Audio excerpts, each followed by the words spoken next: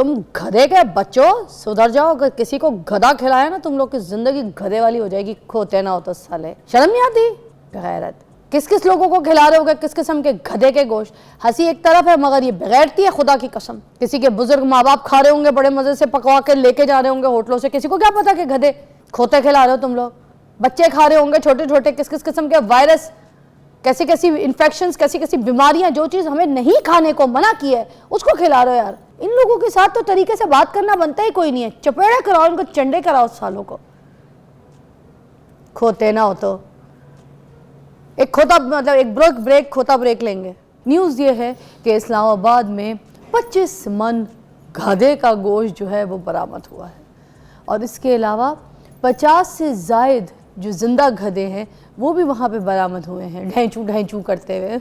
तो ये जो इस्लामाबाद जो है ना, तरनूल के इलाके में जो कि इस्लामाबाद की जो फूड अथॉरिटी के जो टीम है उन्होंने ये कार्रवाई की माशाल्लाह, और उन्होंने जो है इसको गोश्त को जो है जो पैक हो रहा था, सारी पैकिंग वैकिंग सारा वो गोश्त पकड़ा और उसको जो बंदे थे जो लोग काट रहे थे उसको ज़िबा कर रहे थे और गोश्त पूरी दुनिया में सबको आम खिला रहे थे, तो वो जो है ना वो भी पकड़ा गया। अब ये गोश्त जो है सिर्फ इस्लामाबाद, लाहौर और बाकी शहरों में नहीं, ये बैरून मुल्क भी सप्लाई हो रहा था।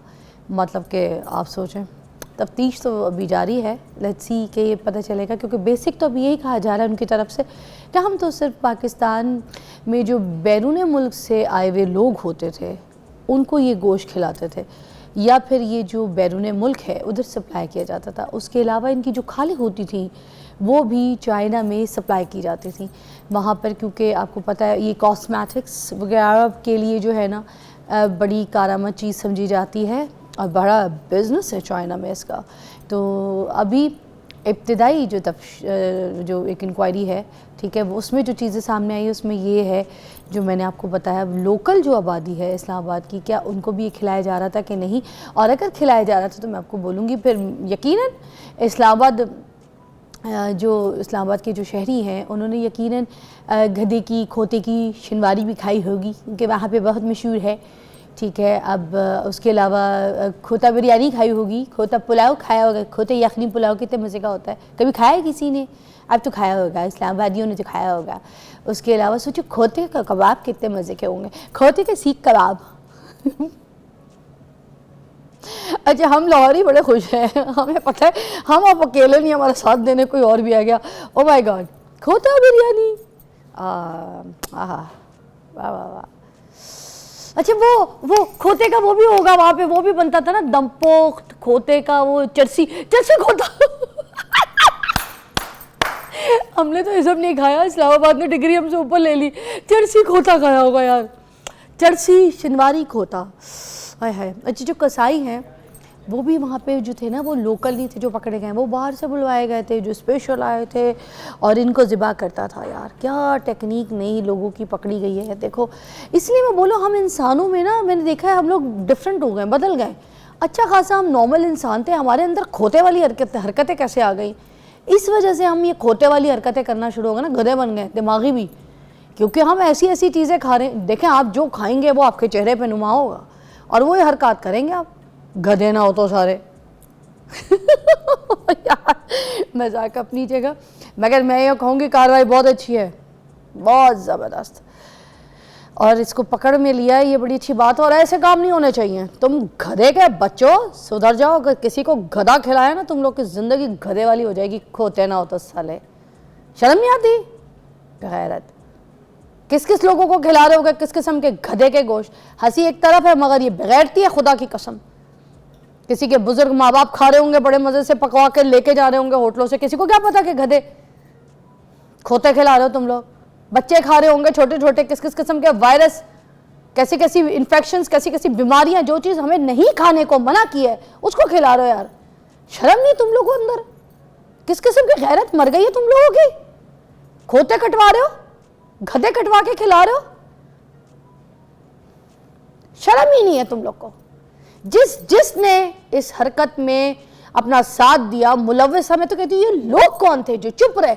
ऐसी कौन सी टीम इनको मिल जाती है, ऐसे कौन से एम्प्लॉयज इनको मिल जाते हैं जो इनके राज को बड़े तरीके से रखते हैं और खोते कटवा रहे होते हैं। यार लाहौर में भी पकड़ा गया था, यही हरकत थी, उस वक्त भी किसी को शर्म नहीं आई और उसके बाद अब इस्लामाबाद में पकड़ा गया है।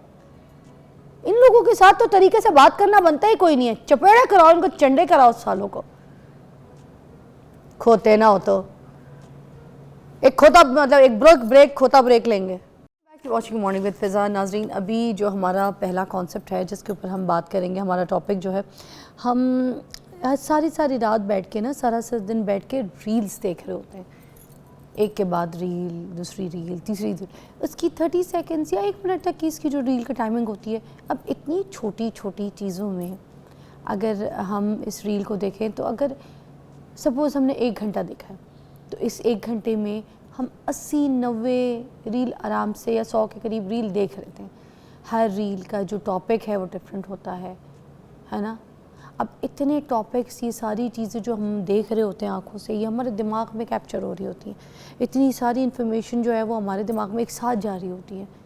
अब माइंड जो है ना उसको प्रोसेस करने की फुल कोशिश करता रहता है जब कोई रील देखता है, ठीक है, कोशिश भी करता है कि ये वाली रील याद रहे, इसीलिए तो उसमें सेव का ऑप्शन होता है कि कोई सेव कर ले। मगर जब अभी सारी रील्स हम देख रहे होते हैं ना, इसमें अगले दिन कुछ याद नहीं रहता कि हमने कौन सी रील जो है देखी है। अच्छा, इनफैक्ट हमने जो सेव की होती है ना रील्स, वो भी हमें याद नहीं रहती कि हमने कौन सी रील सेव की थी, वो टॉपिक क्या था। दूसरा ये कि हमारा जो टेम्परामेंट है ना वो बहुत कम हो गया। अब 1-2 मिनट से ज़्यादा कोई लंबी वीडियो ना, हम उसको देखना ही पसंद नहीं करते। अब तो मुझे लगता है जो गाने भी 3-4 मिनट के, 5 मिनट के होते थे, अब वो भी जो है 1 मिनट के अंदर होंगे। हम पहले बैठ के लंबी लंबी डॉक्यूमेंट्रियाँ देखा करते थे, ठीक है, अब हमें वही इन्फॉर्मेशन चाहिए 30 सेकंड्स के अंदर। अब हमारा ब्रेन एक्सेप्ट नहीं करता इतनी लंबी लंबी चीज़ें। तो इसके क्या नुकसानात हैं, ये हमारी नींद पे कैसे इफ़ेक्ट कर रहा है, हमारे बिहेवियर पे क्या इम्पैक्ट्स इसके हो रहे हैं, ठीक है, माशरे में हम जब बाहर निकलते हैं तो क्या लेके निकलते हैं, हमारे दिमाग में क्या होता है, सोच क्या होती है, हमारी नींद से लेके हमारी सोच, हमारा काम, हमारा कारोबार, हम हर तरीके से डिस्टर्ब हो रहे हैं because of this just 30 seconds की, 1 मिनट की एक रील की वजह से। इस पर बात करेंगे। डॉक्टर रफ़ीक डार, न्यूरो साइकोलॉजिस्ट हमारे साथ मौजूद है, किसी तारुफ के मोहताज नहीं है। अस्सलाम वालेकुम। वालेकुम सलाम। सर, ये जो रील्स के नुकसानात हैं, सबसे पहले मैं चाह रही थी इसको डिस्कस करने के बजाय कुछ अगर कोई फ़ायदा नज़र आ रहा है आपको, पहले उस फ़ायदे पे बात कर लेते हैं कि हो सकता है कोई रील देखने का फ़ायदा भी हो ना। डायरेक्टली मैं नुकसानात पे बात करना शुरू कर दूँ। What do you say about it? जी बिल्कुल, जहाँ पे किसी चीज़ के नुकसानात होते हैं वहाँ पे फ़ायदे भी हैं। तो रील्स के ऑब्वियसली फ़ायदे भी हैं, डिपेंड करता है कि आप रील कौन सी देखते हैं, क्योंकि रील्स आपको एजुकेशन पे मिलेंगी, सेल्फ हेल्प पे मिलेंगी, फ़न पे मिलेंगी। अब ये सारी चीज़ें अच्छी हैं आपके लिए। लाइक अगर आप एक टाइम फ़न देख रहे हैं तो आप रिलैक्स फील कर रहे हैं, आप थके हुए थे, आपको रिलैक्सेशन मिली, कोई एजुकेशन के ऊपर कोई चीज़ है, कोई लाइन है, वो आपको हो सकता है आपसे एक रील से आपकी ज़िंदगी बदल रही हो।